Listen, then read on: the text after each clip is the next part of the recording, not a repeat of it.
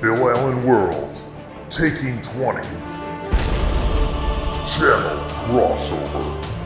Hey guys, it's Cody with Taking 20, and I am here with the one and only Bill Allen, fellow YouTuber, fellow YouTube creator. Yes. So I want to talk a little bit, right? Caught you at Gen Con. We're at Gen Con. That's what all this is going on around us. Right. And I want to talk a little bit about inspiration, where you can draw inspiration from. What are some of the things, movies, books, whatever, that you personally like for your game? Let's start with it. How long have you been running games? I have been playing. I started playing D&D when I was not even 6 years old. So, 38 years. Yeah. Have you been DMing the whole time? I mean, do you mostly DM or do you mostly play what?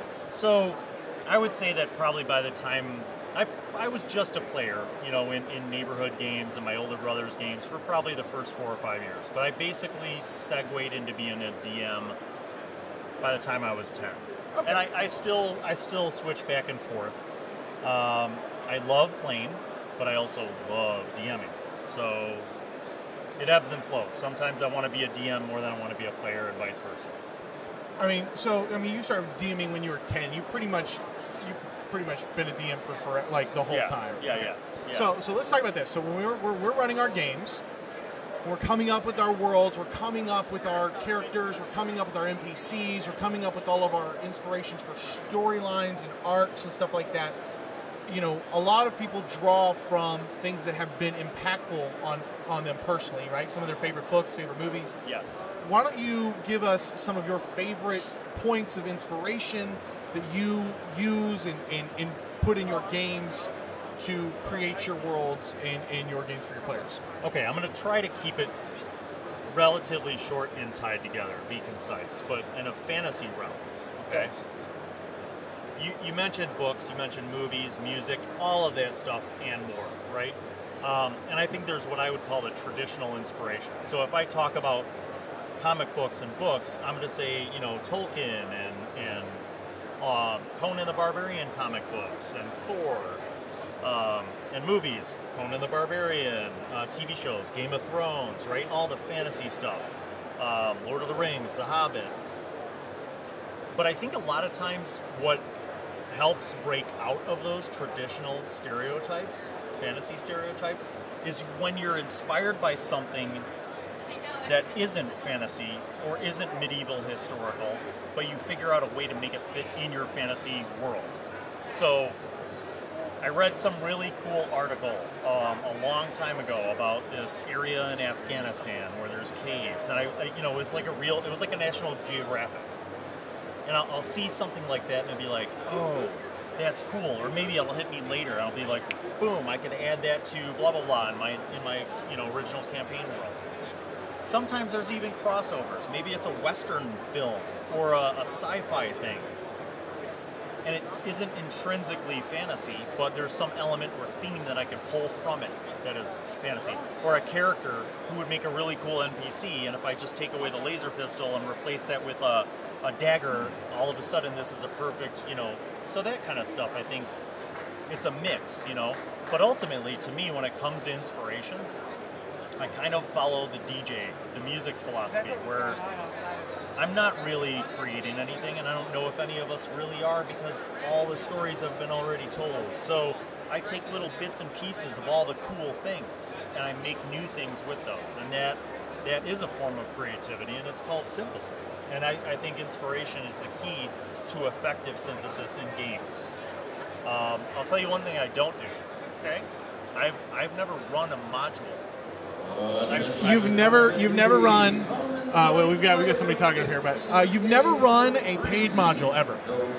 No, and I don't see a reason I would. Now, if there are source books, right, like Forgotten Realms and the City of blah blah blah, I might look into that, and I might even take a couple ideas from that source book or a couple settings and incorporate them. But I don't even really run my stuff in other people's settings, and I don't. So you don't play in the Forgotten Realms at all. Like you don't do any modules. So what about 5e? Because like 5e doesn't have a lot of content, right? Yeah. Are you playing a lot of 5e games? Yeah, all 5e. But you're not picking up like the books. You're not drawing anything from them. I have played in people's games that were modules or source books, right? Like my gaming weekend guys that meet twice a year for a weekend of grilling and D&D. We just finished Curse of Strahd. It was fun to play in. I, as a DM, have never run any modules, and I don't run anything from other source books. And I really don't run anything in existing worlds. Like when I'm a DM, I'm a creator.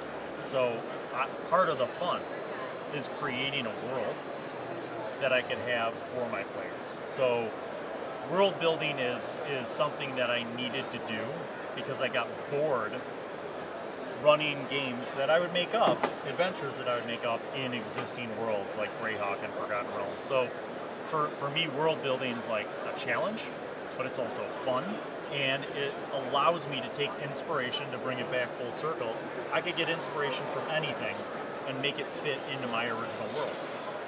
I would say this: if I tell people all the time, if you're going to do, if you're going to look for a place that's really simple and easy to look at world building, I think some of the best people for world building, the absolute best, is Disney. Disney's world building is fantastic. You know, when you look at, if you've seen, I don't know if you've seen Moana or whatever like that. Yes, I've seen them all because I have little kids. So. Okay. But dude, their world building with Moana and Zootopia and all those people that are making those kids movies, it's like, oh, this is so great. This is exactly, they feel so fleshed out. And for me, anyways, they've always been a really good point of inspiration because kids, I think kids stuff, kids film, especially if you're a parent, right? I've got a 4-year-old. Yep. And if it's on in the background, the stuff that they do for kids is always fantastic and out there. And so, adults are watching CSI and reality shows right.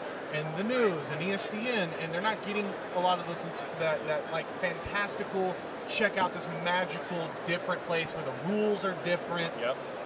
There's rules to magic, there's rules to how the mechanics work and stuff like that behind the scenes. So if you're looking for a good point of inspiration and you have a kid, consider drawing some inspiration from some Disney movies. I mean, to that matter, when you think about it, and I'm not the originator of this comment, but it came up actually during the Geek and Sundry panel. We were all kids at one point, so if you're new to the game, if you're new to Dungeons & Dragons or any role-playing game and you're like, I just don't know how to play, you have to channel that inner child. Because when you were a kid, you used to pretend things, and you could take a sock and make it into a dragon, and a toothpick and make it into a knight. Like, it's that level of imagination. And you start playing games, and then when you want to DM, you realize that DMing is hard, and it does take work, right? And when I talk about inspiration, I grew up acting, I grew up in music, I grew up having interests other than just D&D. And all those things come into play. When I'm a DM, I'm building a world, so I'm writing. I also might create my own language, and I draw upon my travels around the world and around cultures and different things that can influence that. And I have music playing during my game, and I draw on my knowledge of music and my knowledge of performing music, right? I draw on my experience acting to add flavor. When I play my NPCs, they have personalities, they have accents, they have different elements and expressions. So all that stuff kind of adds up. All of that is inspiration. Basically, when you're a DM, your inspiration is the world around you, but you gotta open your eyes and your ears because it's all around. I mean, you could get inspired from going on a walk in your local forest preserve, right? And you could see like a cool tree that's dead, but it's split in such a way that animals have made their home in it. And now you're like, oh, I could run this adventure with a druid. And everything has the seed of being inspiration. That's how I look at the world. I mean, I literally walk around and I can look at anything. And you want to role play this? You want to have an example? Here, Okay. Wait, you want me to give you something to go I want with? you to give me something. Okay, in under 30 seconds, I'll give you a storyline for an adventure. Okay, we want, let's take from Zootopia, right? That's great. So you have a city full... No, don't make it an existing movie. Okay. Well, no, we're going to give you some flavors. Hold on, I'm going to give you some elements here. Okay. I'm going to give you some elements. Okay, so I want animals that talk like humans. I know there's a term for it. I forgot it. But I want animals that talk like humans and coexist. Yeah. I want tribal. Yeah. And I want something magical that powers it. Okay, now, All those things that you just said, I could tell you exactly how that would work in my game world. Are you ready? Yeah, go. I want to hear it. Okay, so one of the races in my game world are called the Ma Quo. They're cat people, okay? And for thousands of years, they lived as one people, right? They were tribal. Over time, though, as they encountered other races, some of the Ma Quo kind of diverged, and they started living as humans more than they lived as barbarians and druids and rangers and more tribal. They became the civilized Ma Quo, right? And they developed and adopted society and cultural standards like humans. Okay. Okay? But among the Ma Quo, there are secrets that they possess that other races still don't know. And one of those secrets is the knowledge of how to control the elemental crystal of Earth. And they could use the elemental crystals of Earth to enhance their magic, both divine and arcane. Okay, so let's do this. Give me a plot, give me an arc, give me a conflict, right? We're going conflict. We don't need full story arcs. Sure. Give me a good conflict to start a campaign, start a session off in this world. Okay. There's a necromancer, and arcane magic is forbidden to begin with. So a necromancer, if you're powerful enough to be able to live and not get hunted down by an order of paladins, is pretty impressive. There's a necromancer that has brought a whole bunch of undead to life and has raised an army of undead, and he's marching north. And the reason why he's marching north is because he's come to learn that the Ma Quo are in possession of some of the sacred earth crystals, and he wants them because he wants to power his magic with them. Now the trick is this: the party is in a small village in the north, right on the border of the Great Forest. They could go warn the Ma Quo that this necromancer is coming, and maybe gain the trust and friendship of the Ma Quo, which they may need in the coming wars ahead. Or they could go to the south and meet up with their lord, who they're supposed to meet up with, and save one of the most important port cities from a group of bandits and pirates who have banded together. Beautiful. Very well done. Very well done. All right, so guys, go check out Bill's channel. Where can people find you? Bill Allen World on YouTube. And I'll put some links down in the description below, so go check out Bill. Facebook, Twitter, Instagram, Vimeo.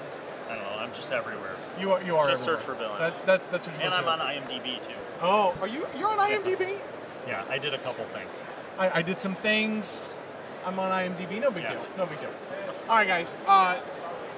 Thank you guys for joining us. We're having a great time at Gen Con. As always, my name is Cody, and may your games be filled with awesome memories and even better friends. We will catch you guys very soon. Take care.